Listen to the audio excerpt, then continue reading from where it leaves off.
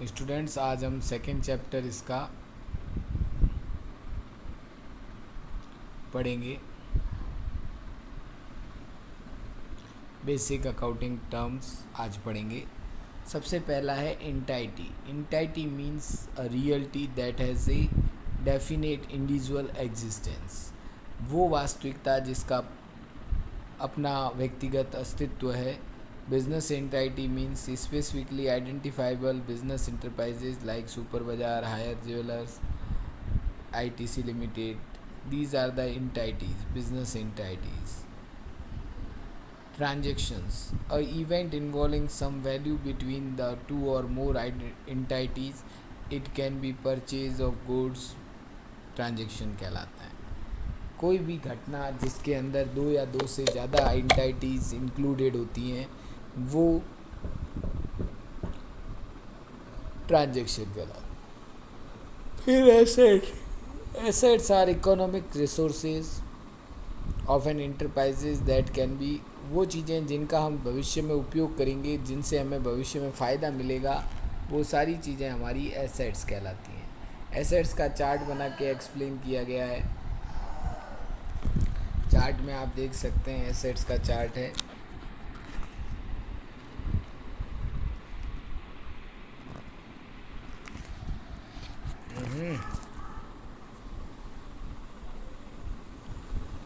Fix assets, non current assets और current assets. Non current assets वो assets होती हैं जो एक साल से ज़्यादा लंबे समय तक चलती रहती है, और करंट एसेट्स वो एसेट्स होती है जो डे टू डे बदलती रहती है।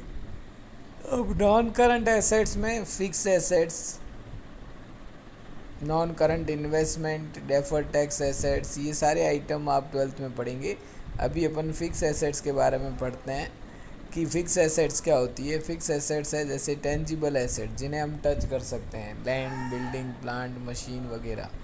इनटेंजिबल एसेट जिन्हें हम टच नहीं कर सकते, goodwill, patent, copyright, trademark etcetera. Capital work in progress, अगर इंटेंजिबल एसेट्स कोई रिसर्च वगैरह अभी तक चल रही है, 100 प्रोसेस है, उस पर खर्चा हो रहा है, तो उसे कैपिटल वर्क इन प्रोग्रेस कहते हैं।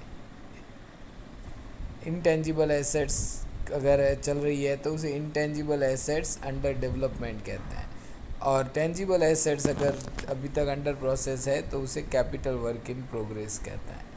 फिर इसके बाद लायबिलिटियाँ भी दो प्रकार की होती हैं, एक तो नॉन करंट लायबिलिटी और दूसरा current liability. Non current liability वो जो एक साल से ज़्यादा लंबे समय तक चलती है, और करंट लायबिलिटी वो जो एक साल तक ही चलती है, एक साल के बाद ही पे करना पड़ जाता है।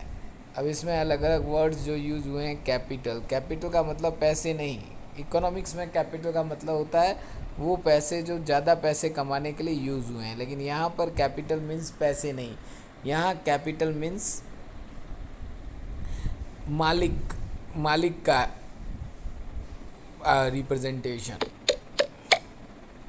Sales are total revenue from goods and service sold और प्रोवाइडेड टू कस्टमर। सेल्स में बी कैश सेल्स और क्रेडिट सेल्स, उधार या नकद कैसी भी सेल्स हो सकती है। These are the amounts of business advice selling its products, providing service to customers called sales revenue. Revenue means जिससे बिजनेस कुछ कमाता है। सेल्स भी हो सकती है, इंटरेस्ट इनकम वगैरह, ये सब चीज़ें जिनसे हमें कमाई होने वाली है, जिनसे हमें कुछ मिलता है।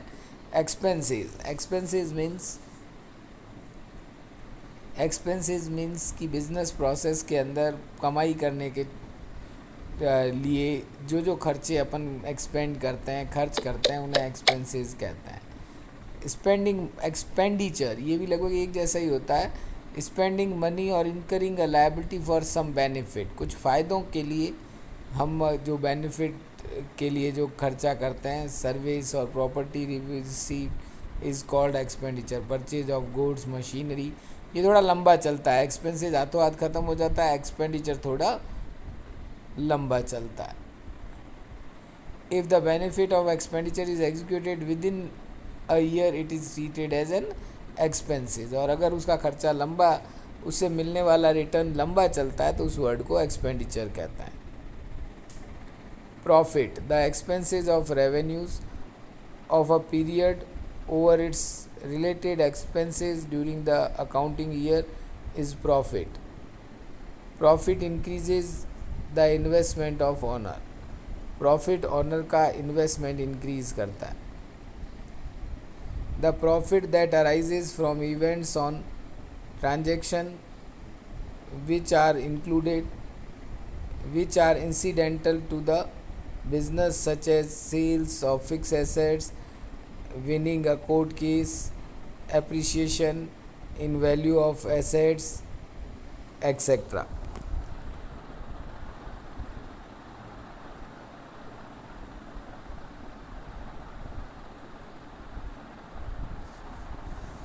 The excess of expenses of a period over its related revenue, its term as loss.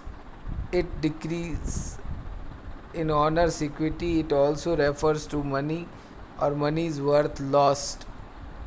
Loss का मतलब कि वो चीज़ें जो हमें रेवेन्यू कमाते वक्त होती है.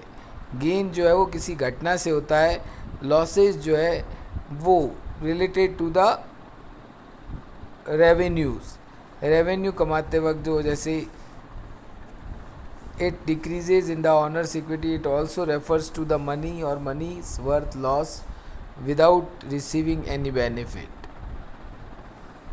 बिना कोई फ़ायदा कमाए अगर कुछ हम खो देते हैं तो उन्हें लॉस कहते हैं, और अगर कुछ फ़ायदा मिलता है तो उन्हें एक्सपेंडिचर कहते हैं. फिर है डिस्काउंट. डिस्काउंट जैसा आपको पहले ही बताया था, दो टाइप के डिस्काउंट होते हैं, ट्रेड डिस्काउंट और कैश डिस्काउंट. ट्रेड डिस्काउंट जो है वो दिया जाता है, तब दिया जाता है जब सामने वाला माल ख़रीदता है, ज़्यादा से ज़्यादा क्वांटिटी में माल ख़रीदे, इसके लिए हम ट्रेड डिस्काउंट देते हैं. और कैश डिस्काउंट हम इसलिए देते हैं कि सामने वाला जल्दी से जल्दी पेमेंट करे. ट्रेड डिस्काउंट की एंट्री होती है, कैश डिस्काउंट की एंट्री नहीं होती. ट्रेड डिस्काउंट पहले माइनस होता है, कैश डिस्काउंट बाद में माइनस होता है. अब वाउचर का मतलब कि किसी भी ट्रांजैक्शन जो पेमेंट या रिसिप्ट हुई है उसके अंदर उस ट्रांजैक्शन को प्रूव करना ज़रूरी है कि वास्तव में हुआ भी है या हम खाली बात कर रहे हैं. तो उसके लिए जो भी रसीद है, बिल है, इनवॉइस है, उनको प्रॉपर फॉर्मेट में कन्वर्ट करके जब हम उन्हें रिकॉर्ड करते हैं तो उसके आगे वाउचर नंबर लगा के वाउचर बना लेते हैं, साथ में वो डॉक्यूमेंट लगा लेते हैं. वो वाउचर जो है वो सोर्स ऑफ या एविडेंस, डॉक्यूमेंट्री एविडेंस बन जाता है उस ट्रांजैक्शन के होने का. गुड्स यानी वो चीज़ जिसका हम व्यापार कर रहे हैं. गुड्स यानी वो चीज़ जिसका हम बिजनेस कर रहे हैं, उन्हें हम क्या बोलते हैं? गुड्स. फिर ड्राइंग्स मीन्स मालिक जब पैसे या सामान बिजनेस से लेकर जाता है, ड्राइंग्स.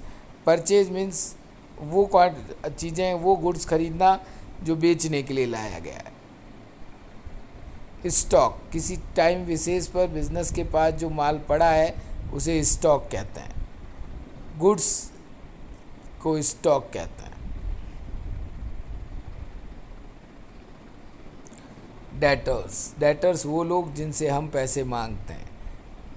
क्रेडिटर्स वो लोग जो हमसे पैसे मांगते हैं, जिनसे हमने उधार माल खरीदा और जो हमसे अभी पैसे मांगते हैं, वो लोग कहलाते हैं आपके क्रेडिटर्स. इस तरीके से ये चैप्टर ख़त्म हो जाता है. इसके बाद अपन कल थ्योरी बेस ऑफ अकाउंटिंग नया चैप्टर स्टार्ट करेंगे. आज इतना ही.